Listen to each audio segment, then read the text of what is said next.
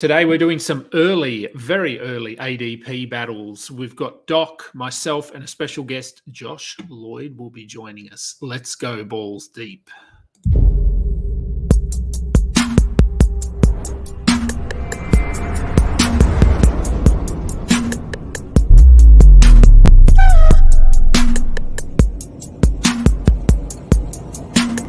I could bet all of the riches that I ever had.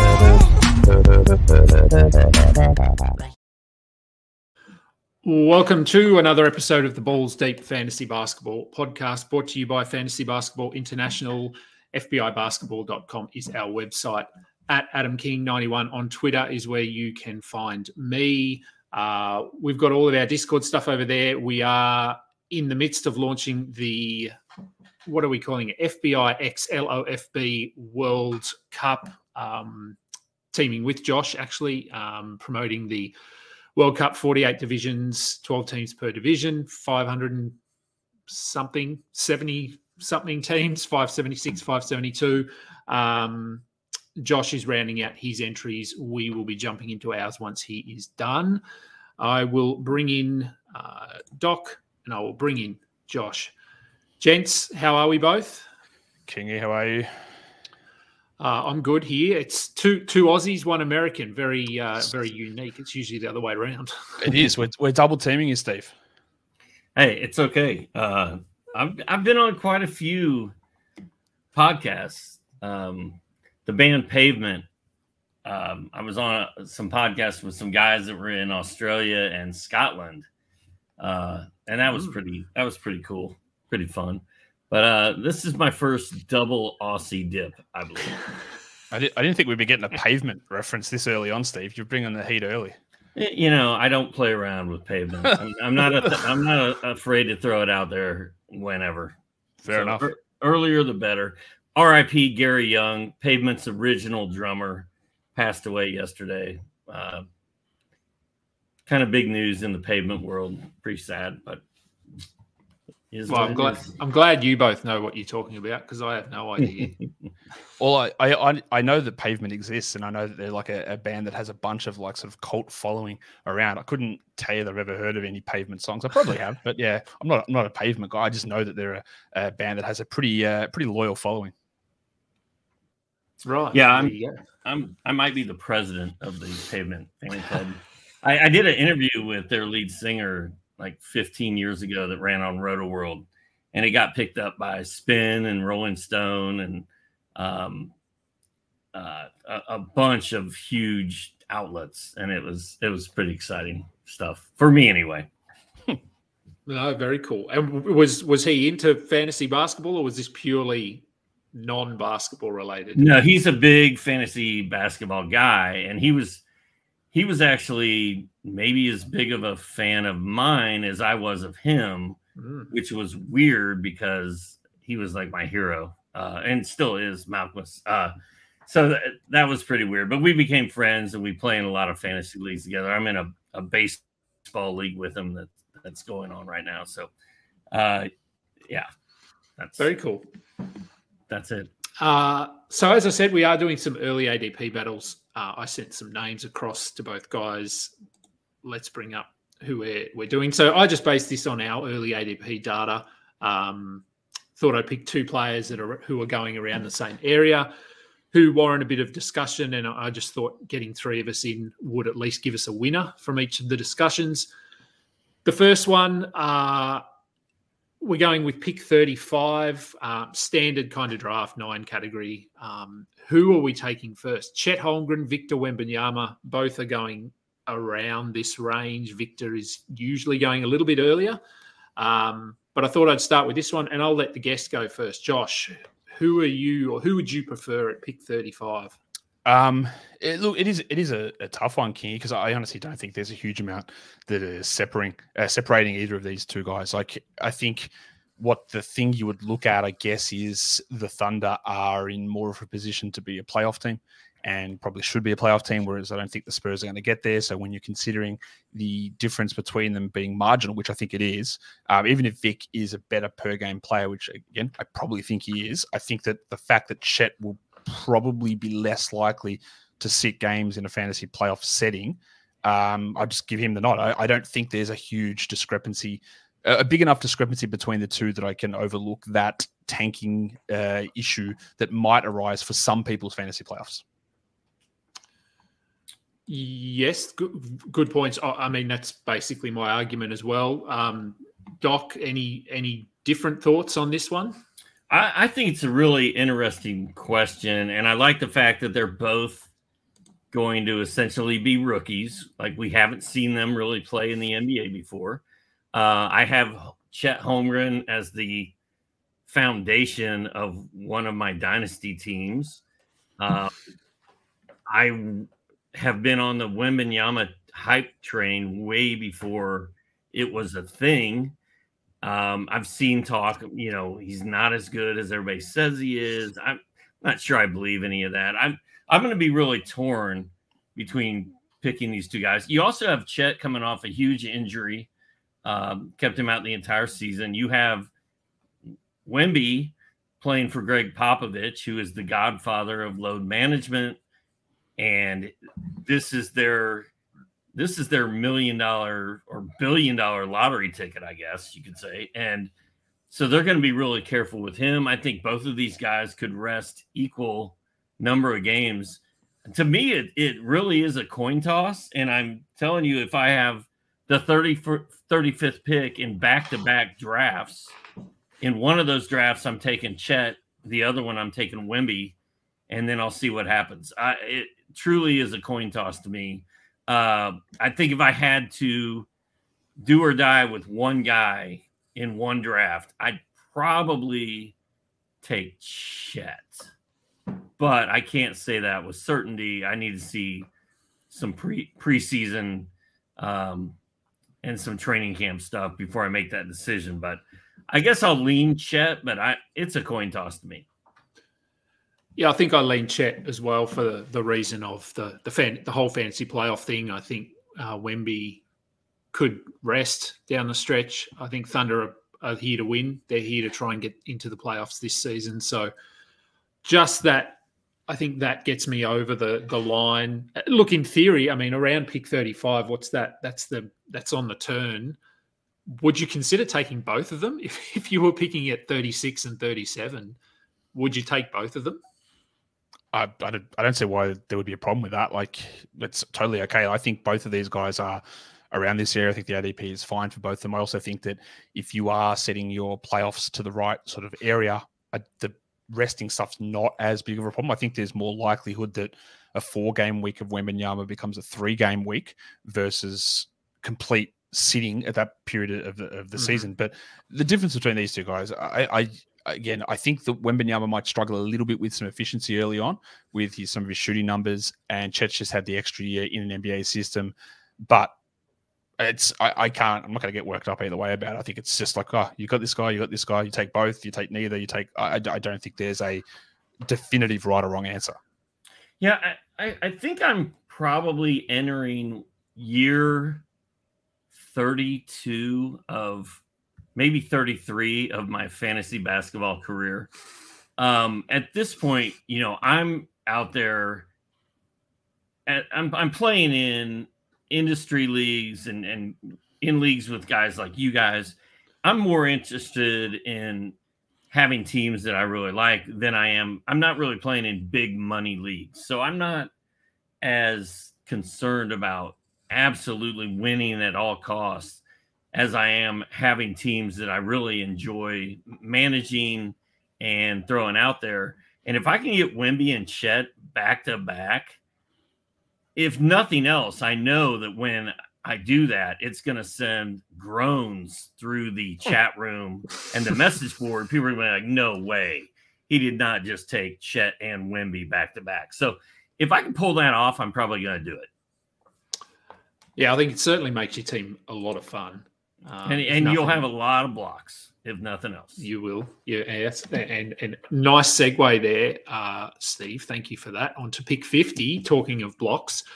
If we're picking it at 50, who are we preferring or who are we leaning here? Nick Claxton, Walker Kessler. I know Josh's thoughts on blocks and the impact that they have on fantasy values and overall rankings, that sort of thing. So I'll start with you, Steve.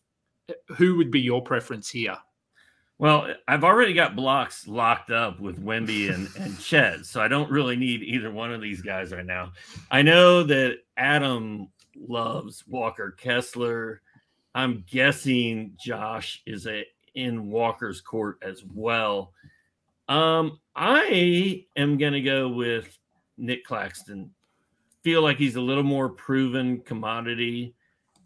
Kessler was not supposed to be as good as he was last year. Really sets up well for him to being very good this year. But Claxton, is entering year 4, something like that? Shot blocker, just like Kessler is. Plays for the Nets. Should have plenty of opportunity for the ball. I think it's a great question. It's a good ADP battle. I'm going to go Claxton, mainly just because I know Adam's going to go Kessler. I'm going to. I might not go Kessler here. I'm not sure. It's pretty tight for me, and I actually think Josh might go Claxton, but we'll find out in a second. I think I'd go Claxton. Firstly, I don't think Kessler would be here. I think based on hype, that sort of thing, I think Kessler's going to start going a lot earlier than this. Claxton's pretty underrated. He was good. I think there's a little more certainty around Claxton. We saw him do it last year. His role won't change. Nets, I think both teams are probably pushing to get into the playoffs, but I might lean Claxton slightly, but I don't know. If I was going with what you said before, where, hey, I just want to have my fun team, I want guys that I enjoy, I'd probably go Kessler. But if I was playing to win, which, I mean, you're always playing to win, but if it was high money, I'd probably go Claxton as a little bit more of an assured target. Josh, we're split on who we think you're going with here.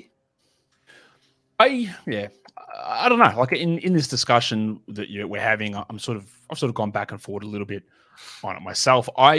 You're right about the blocks thing. I think that it really does impact the way that you build a team. When you look at a player whose value gets so highly skewed by 2 categories, really, like we're talking field goal percentage, 3 rebounds, field goal percentage, and blocks, right? And there's a lot of massive negatives, like no threes, very low points for a 4th round player or close 5th round player, no steals, bad free throw percentage. They're both really bad in that area. It can really impact the way you build your team. And when you focus on these guys, like if you grab these players here and you've grabbed another shot blocker in another round who averages like 16 points, and it's really hard to compete in the points category. So it does influence things quite a bit. I don't know which way I go. I think it's actually, as much as I'm like anti-where Kessler, some people are going like, I'm going to take him round 2, which I think is crazy. But at this point, I think I will take Kessler. I don't really have any concern over his role or his minutes. I think he's playing minimum 29 minutes, if not more. I have zero concern about what his role is on the Jazz. I've seen people have discussions about him, or maybe he only plays 23 minutes a night and they split minutes, which I think is just complete garbage. Maybe it happens. I just see there is no way. To me, there is no way that's going to be the case.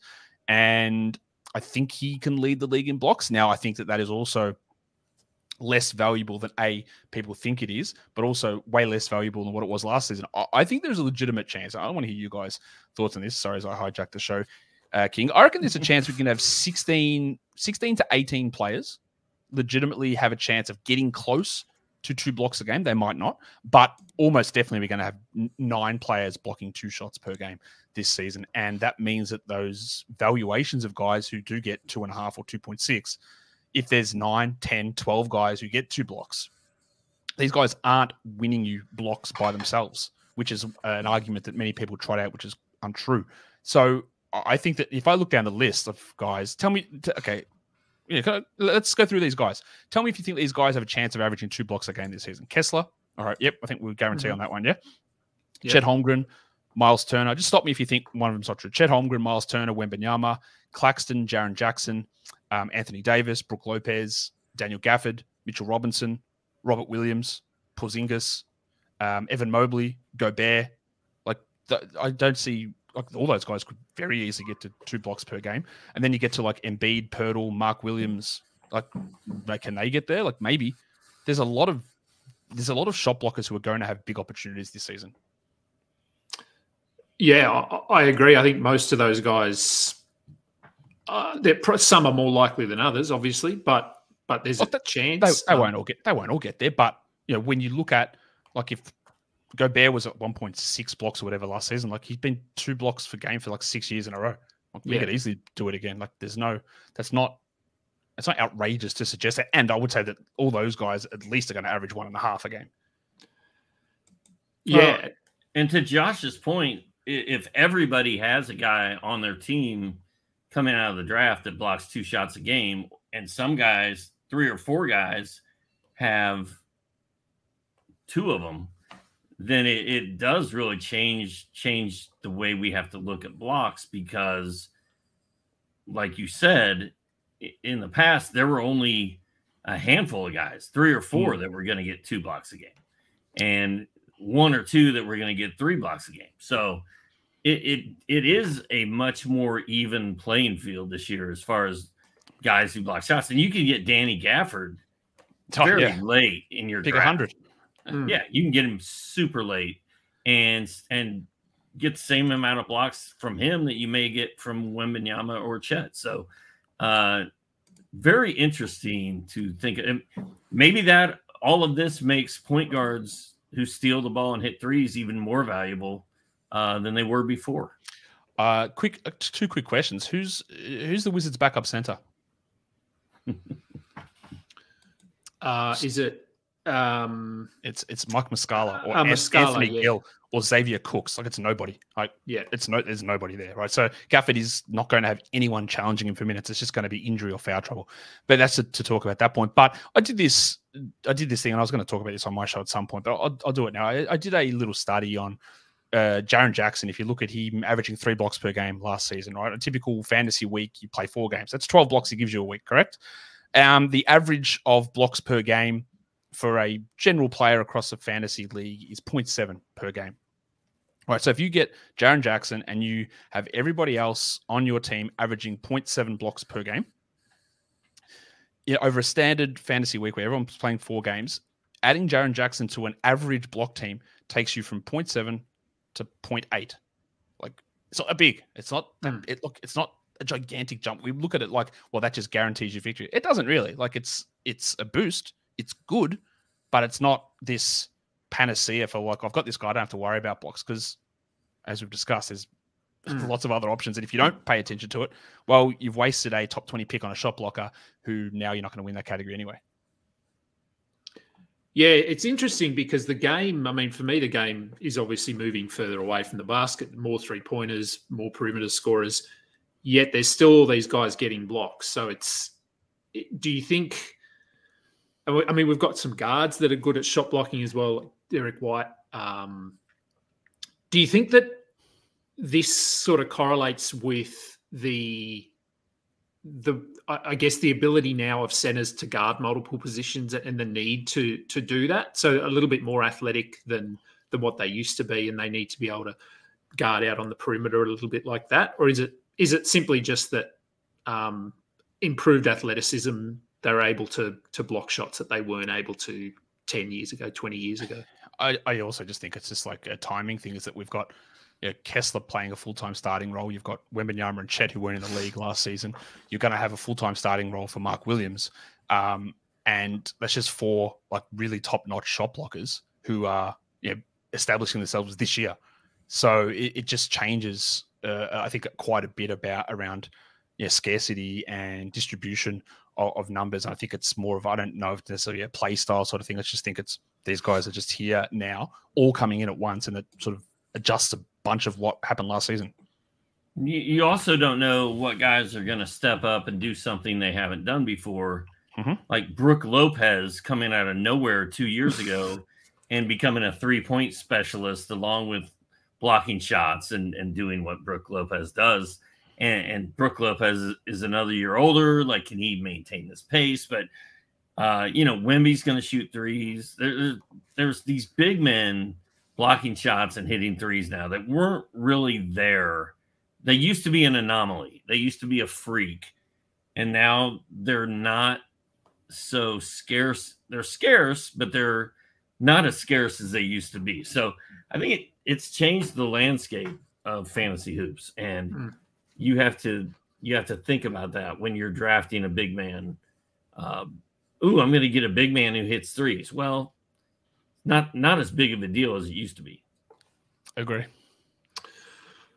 So on to the next one at pick 60, moving away from bigs and shot blockers. At pick 60, Josh Giddey, Scotty Barnes. Steve, let's start with you. Who would you prefer here? I'm going to go with Scotty Barnes because we don't have Freddie VanVleet in Toronto anymore. Gary Trent's, a 3-and-D guy for them, but Barnes is essentially going to have to be the distributor for that team. Giddey is going to have to deal with Jalen Williams and Chet Holmgren and a guy named Shai Gilgeous-Alexander. Like, I feel bad for Giddey. I feel like if Giddey was on a different team and had the keys to the car, he would be a triple-double Luka Jr. kind of monster. But I don't know that he can do that in the shadow of SGA. So therefore, I'm looking for a bounce-back season from Scotty, Scotty missed a lot of games last year. But they need him to be healthy and play and lead the Raptors this season. So I'm going to go Scotty. Josh, your rebuttal or non-rebuttal? Again, like a lot of these ones, I think it's just relatively close. I think it's really, really close in terms of overall value, whether that means anything or not. But I will say this: I think Giddey was much better than Barnes last season. Steve, you're right that VanVleet is gone, but Dennis Schroeder's not shy in terms of taking a shot, and he's going to be in there as well. And I think if they run Barnes full-time as a point guard, it might be the worst half-court offense in the NBA, and we'll see what that ends up. But that's bad. And I think Barnes. I don't think Barnes is a full-time point guard. Honestly, I just think that there are so many struggles with his lack of shooting and so many other things with his game that he can be a really useful player, but I don't think being tasked with that role full-time is going to be all that successful. Giddey, you're right about Jalen Williams, but I also think Giddey's a year and a half younger than Scotty Barnes. And I think that I think there's an extra chance for him to do more stuff. I think people just automatically discount him. I've seen some crazy takes about Josh Giddey. I've heard someone talking about him saying, well, I think he's more of the 4 and he's really not their 4 of the future. It might be Poku or someone else. Like, bro, what are we doing here? He's like the youngest guy on this team. He's their point guard. Him and Shai Placey have that ball in their hands the entire time. It's only them. And while Jalen Williams was really good last season, Giddey's still awesome. And I think that there is a little bit of underrating happening. And I don't see gigantic steps back from what he did last season. And I think Scotty needs to jump up to catch up to that area. And I think Giddey can, again, he's not even 21 yet. I think I would probably lean him, but I say that I've got them 4 or 5 spots apart. It's not a big difference. Well, Scotty just turned 22, right? He did. Yep. He was drafted. It's like a year and 2 months difference between them. He was drafted in 2021. So he has not been in the league very long.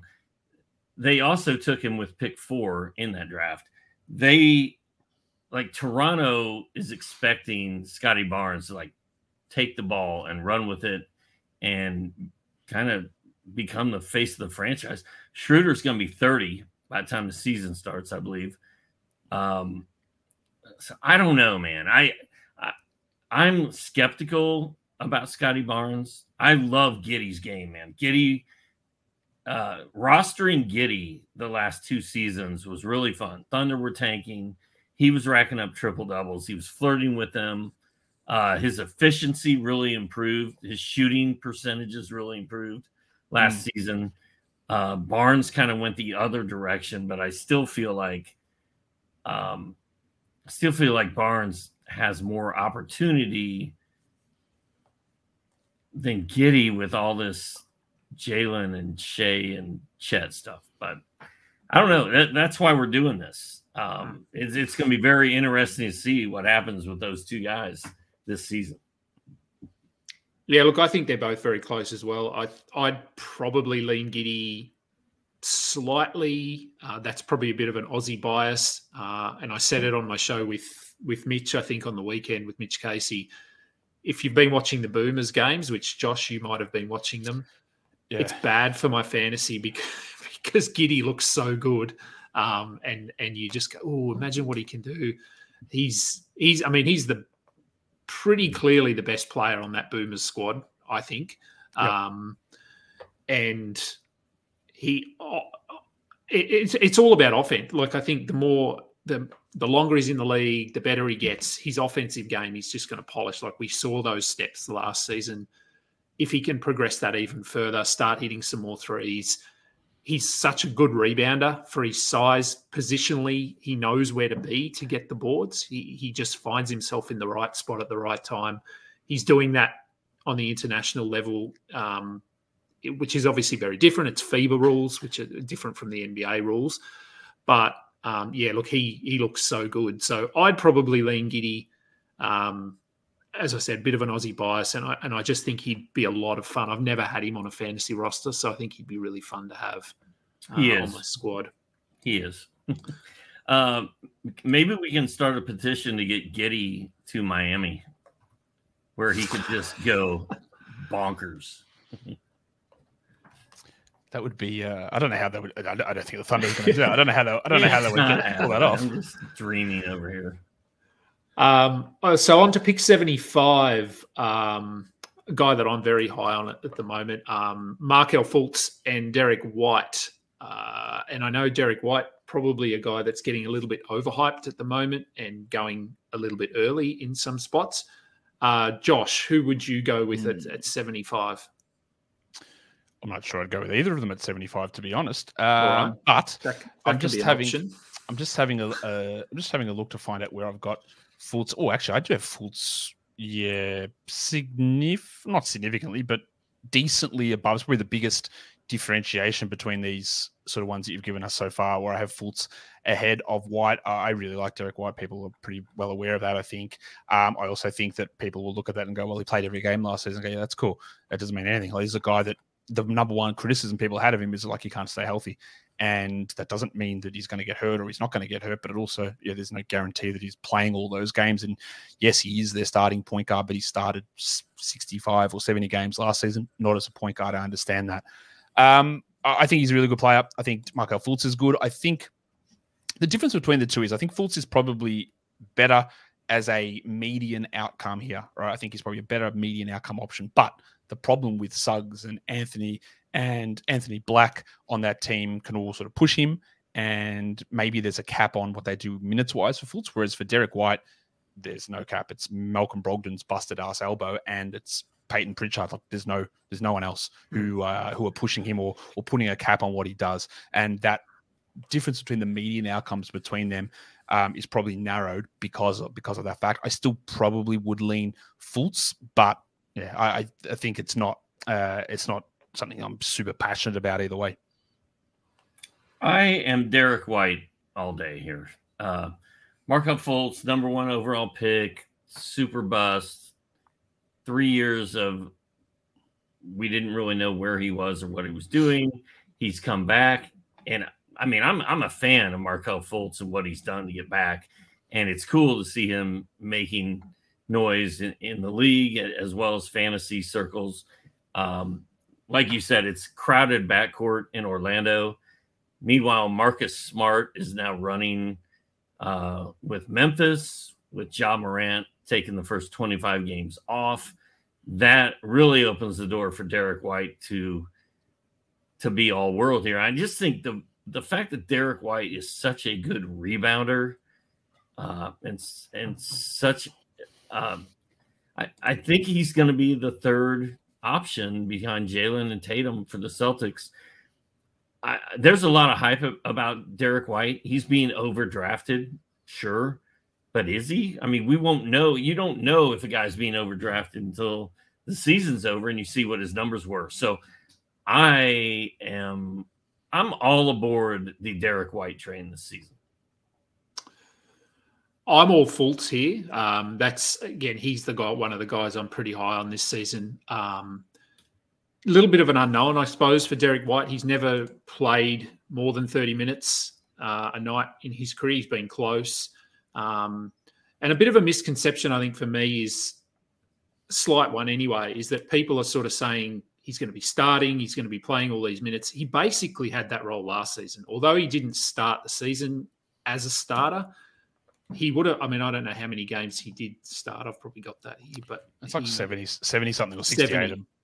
Yeah. So he started 70 games. So he was basically a starter last year. As a starter, he played close to 30 minutes. He'll be over that this year. I think his assists probably go up slightly, but with Porzingis there, I think his other stats probably stay relatively the same. So he's probably top 90, top 80 for me. But as I said, it is a bit of an unknown because he hasn't played 33 minutes a night. I just like Fultz. I like his trajectory. I like the way he's been able to transform himself after that really rough start to his career.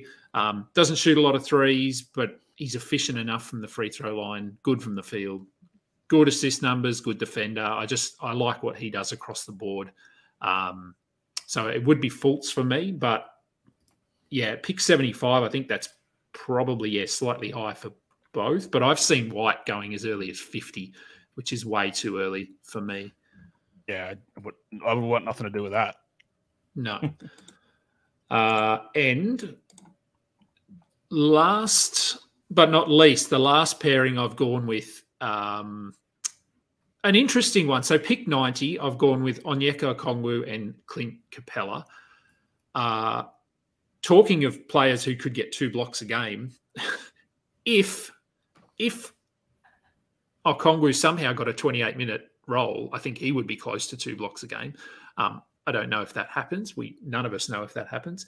But we're seeing, and the reason I did this one was because in your draft that you did, was it yesterday, Josh? The mock draft that you did, I took Okongwu at 82 or 84 or something.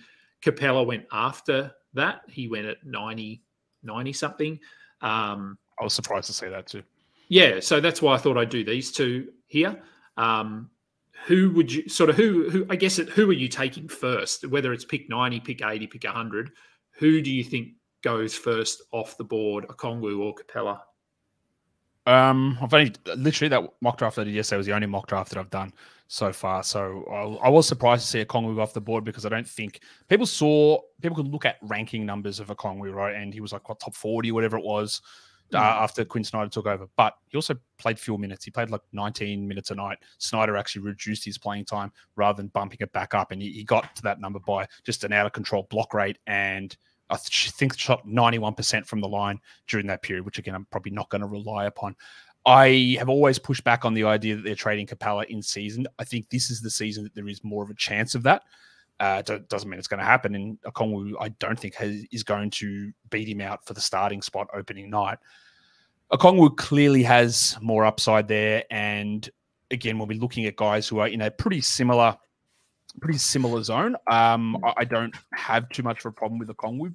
The upside is higher. And when we're getting to this period in the draft where you've got to pick, 90, so you're talking round 8, round 9, around that sort of area. I am sort of working more on this theory this year. There's that like each round that you push forward into the draft, you're just wanting to search for more rounds of upside. Whereas round 1, 2, 3, I don't really care. Like I don't expect a guy from round 3 to come round 1. I don't think that really is what wins it, but it's you get a guy in round 9 or 10 who becomes round 4. That's probably more likely. And if I had to choose between the two of these, which you are making me do, the guy who's got more of a chance of being a top 50 sort of player is Okongwu. So even if, again, we talk median outcomes, if it's way more likely that Capella plays 28 and Okongwu plays 20, that's fine. But if it doesn't go that way, then Okongwu is going to give me more value, I think, as an upside play to actually get me to win the league. Capella had that huge season in 2020-21. Yep. 15 points, 14 boards, 2 blocks. I was getting instant messages, texts everything else from Jared Johnson and Roto World every night. He loves it. Like all these L's and all these A's, and he was just like, this guy's carrying my team. I love him so much. He's a monster, and there's no reason that anyone should have passed on him in the third round. Well, after that, those numbers went down to 11 points and under 12 rebounds. Last year, we were at exactly 12 points, 11 rebounds. The blocks had fallen off. He was at 2 blocks 3 years ago. He was at 1.3 and 1.2 over the last 2 seasons. That is a direct result, I think, of Okongwu being there. Not to mention the fact that he's pushing 30 years old. And Clint Capella was never exactly an all-star to begin with. I'm with Josh, man. I think a bunch of foot problems as well, Steve. Like he's had all these foot and Achilles issues, and as you get older, it is harder to block shots. And I just think that foot, which has bothered him 3 years, I'm not sure it's coming back. And we've seen big men, Yao Ming, Ilgauskas, et cetera, Bill Walton. Like foot problems are not good for guys who are 7 feet tall. And so I'm just all about the youth movement here. I don't know that Okongwu's going to start over Capella, but I'm more comfortable having Okongwu run out there for, 76 games this season than I am seeing what Capella's going to do. I like Okongwu here. Yeah, I like Okongwu, and obviously I do. I took him ahead of Capella. It's also the fact that he's an 80% free throw shooter. For me, it's not a huge difference, but it makes a difference. Capella's 55, 60, Okongwu's 80. He's 53% career. 53. So that's a big deal, actually. Yeah, and I think Okongwu's floor is relatively safe. In 22, 23 minutes, he's going to return value at least. If you pick him at 90, he should be top 90. So, yeah, I prefer that. And I do think those foot issues for Capella have to be an issue. He's more – is he 7 foot? How tall is Capella? I think of him as like 6'10", 6'11". Yeah. It's like 6'10". So he's not your Wembanyama. He's not your Brook Lopez, who's 7'2", and they rely a little bit. He relied on his quickness and athleticism, and you take that foot away, and that takes that element of his game away or reduces it at least. So, look, I still think Capella starts. Maybe he gets traded, but it's Okongwu for me just because of the upside there, I think. And that was all I had. We only did 5. I thought that would be enough, and that's taken us to close to 40 minutes. So I'll bring us all back on. Thanks, guys, for coming on. That was good. It is still very early. I mean, take all of this with a grain of salt. We've still got, what have we got? 2 months till the start of the season. So yeah, almost exactly 2 months. Yeah, so still quite a while. Well, let me ask you a question since we have an extra minute to burn here. I have 2 questions, actually. Would either one of you ever consider taking anyone besides Jokic at number 1? And 2, what are we doing with James Harden? Would I consider someone else at number 1? No. But do I think that I don't think Jokic is necessarily going to finish at number 1. But like I said earlier, Steve, I'm not sure I care. Like if Jokic I take at 1 and he finishes 3, oh well, who cares? It doesn't actually matter, right? If he finishes at 5, it also doesn't matter. Like that doesn't win or lose you anything.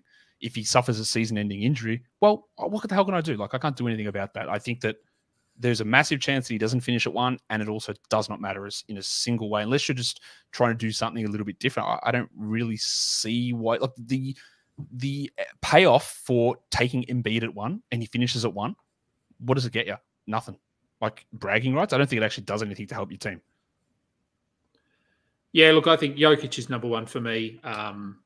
Alluding to or going back to what you said earlier, Steve, is if you are in it for fun, like to me, Jokic is pretty boring. I mean, he's so good that he's boring. Bro, what are you talking about? Not boring to watch. I just mean in terms of fantasy, you know exactly what you're going to get.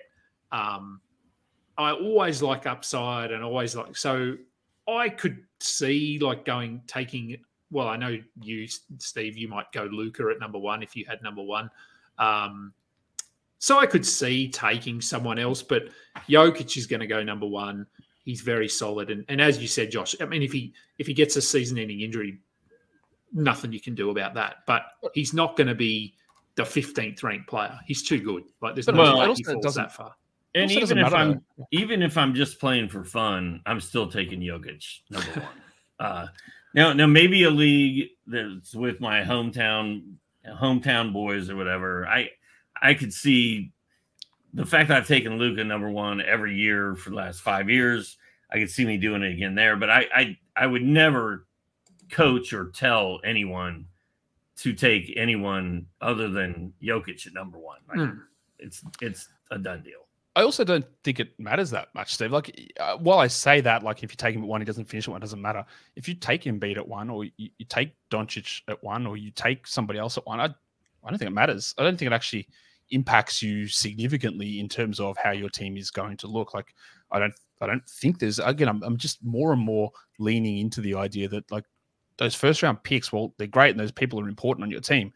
I don't think it actually shapes whether you win or lose. Yeah.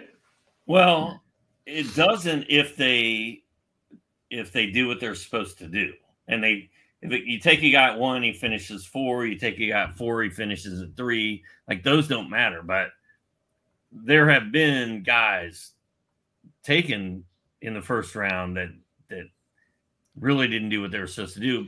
But like you said, it doesn't happen that often that you get a guy, and if he does bust out, it's because of a season-ending injury or whatever. So, essentially, what you're saying is the first round does not matter. It's not that it doesn't matter. I think that relatively versus the focus that we put on it, it's not that important. Like, yes, you're right. Guys might not end up being first-round guys. They might not do what you expect. But let's think about the guys who are in that area. Like, is Steph going to average 19 points a game and play 25 minutes? Like, no, he's not, unless he gets hurt. Or is Doncic all of a sudden going to be the third option on this team as Josh Green blows up? Like, of course not. Like, it's just not going to happen. Like, they're just going to do what they do. It's going to be marginal changes in their production. And that's why I'm a little bit more skeptical on someone like Shea, who took such big steps forward last season, but maybe he doesn't continue quite at that level. I still think he's relatively useful there, but the reason that they wouldn't lead to that level is if it's an injury that happens, and I can't tell you that that's going to happen or not. So I don't think it's not important, and it's fun. They're the best players in the NBA, and they're the best players in fantasy basketball. But the time that we focus on what are we doing at pick 1 or what are we doing at pick 4 is it's the importance of it overall doesn't equal the amount of time that gets spent on it. And on the second part of Doc's question there, the James Harden part of it, Josh, what are we doing? Like, again, it's early. We don't even know what's happening. But I've seen him starting to slide a little bit in drafts. Do you think that's going to happen until we get some certainty? Look, Harden led the league in assists last season. I think that no matter what happens, he's not going to – I don't think he's going to not play this season. But again, we don't know at this point. I wouldn't want to take him in the first round.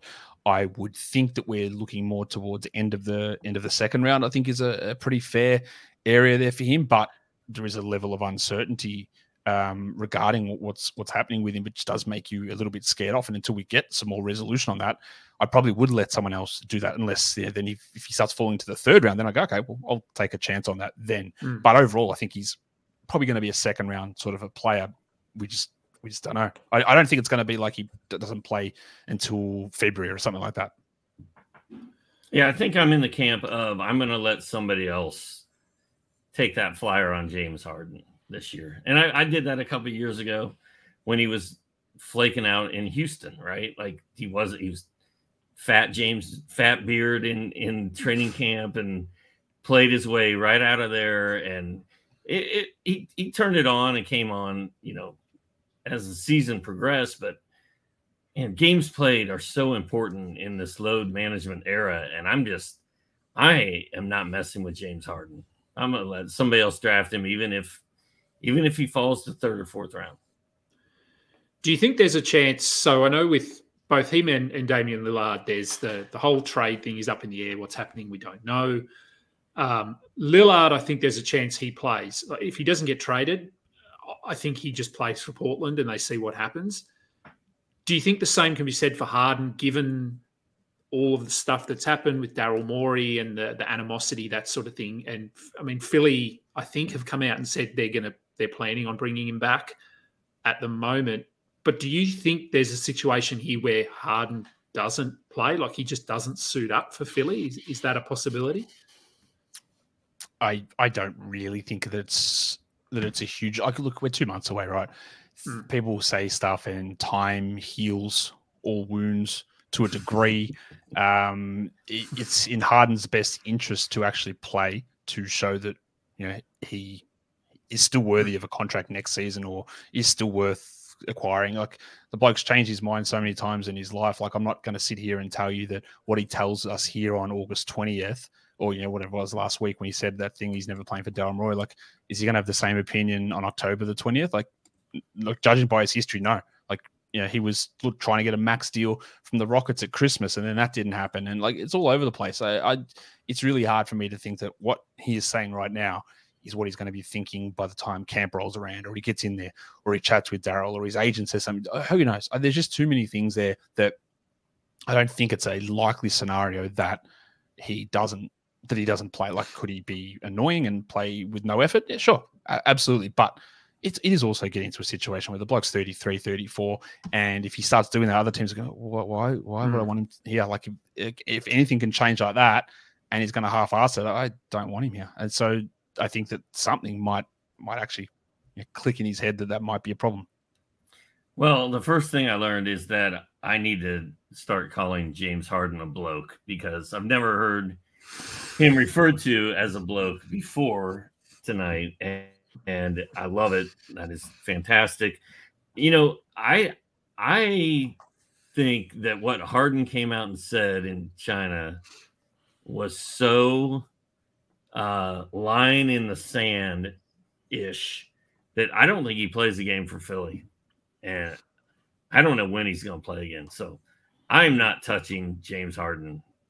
I'm just not doing it. And you might be right. Maybe time heals all wounds, but I don't know. He seems to really, really hate Daryl Morey. I'm guessing Daryl Morey sort of hates James Harden, and I don't see it. I don't see that bloke suiting up for Philly anytime soon. There's a chance there, but I also just don't think he's not going to play. I think that, even if it is, it's a very small amount of time. I just think that it's just not something that's likely to. When's the last time we actually saw someone sit out? It was Ben Simmons, but that was also a very, very different scenario. I think they just sit out. Like, Kevin Durant came back and said, "Look, I'm fire these guys," and they went no, and he went okay, and he came back and played. Things changed 5 months later, but he came back and played, and it was great. So I don't know. Obviously, those guys are built different as well to each other. But that was KD. That was KD. They're different. I know that, but I don't know. I find it. Maybe I'm just being optimistic. I just find it hard to believe that he's just not going to play. I don't have confidence in it, but I find it hard to believe that will happen. Jay Crowder did it. I forgot about that one, but I also think the Suns were like, "Cool, bro. We don't actually care. Like, see you later." No, a little bit different. I wrote about him this morning. That's why I remembered that. He's so irrelevant that I completely forgot that it happened. Yes, he is. Sometimes he's good. Sometimes he's not. Yeah. So that we'll round it out there. Before we jump off, Josh, I mean, I know you've got a lot going on. You've just wrapped up your team previews. What's sort of on the cards for the next 2-3 weeks? That's a good question. Probably some mock drafts coming. I would say that's happening, and then we start to dive into looking at ADP data and rankings across sites, and a bit of that stuff, and then positional tiers and things like that will start cracking on. Yep, always stuff happening over there. Thank you for taking some time on a Wednesday morning to jump on. Doc, thank you as always for finding the time late in the evening over there and coming on.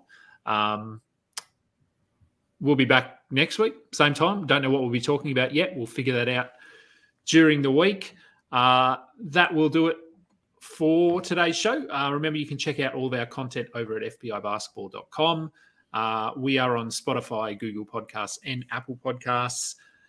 Give us a thumbs up if you're watching on YouTube. Subscribe to our channel. That would be fantastic. Until next time, catch up.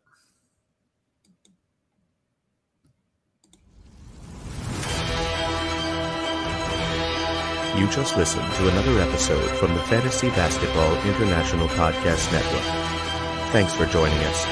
And for more information about joining our community, please check out our website at fbibasketball.com.